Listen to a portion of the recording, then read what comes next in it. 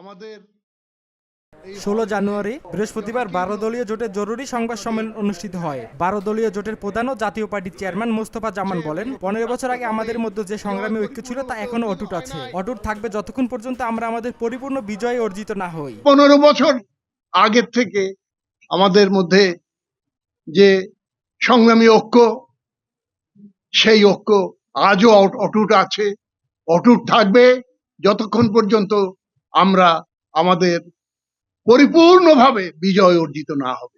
তিনি আরো বলেন, বৈষম্য বিরোধী ছাত্র আন্দোলনের কিছু কিছু বক্তব্য বিভ্রান্তি ও সংশয় সৃষ্টি করছে।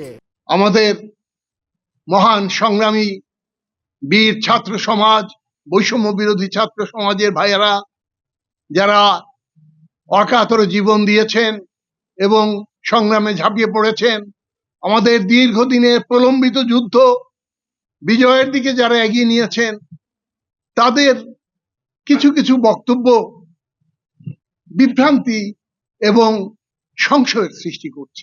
সংবাদ সম্মেলনে লিখিত বক্তব্য পেশ করেন 12 দলীয় জোটের সমন্বয়ক ও বাংলাদেশ জাতীয় দলের চেয়ারম্যান সৈয়দ এহসানুল হুদা। 30 ডিসেম্বর রাতে জরুরি ব্রিফিংয়ে প্রধান উপদেষ্টার প্রেস সচিব জানিয়েছিলেন, অন্তর্বর্তী সরকারের পক্ষ থেকে জাতীয় ঐক্যমতের ভিত্তিতে জুলাই গণ অভ্যুত্থানের একটি ঘোষণাপত্র তৈরির উদ্যোগ নেওয়া হয়েছে। ওই রাতে বৈঠক মাহমুদ রাহাত, ভিওডি বাংলা, ঢাকা। শহীদ মিনারে মার্চ ফর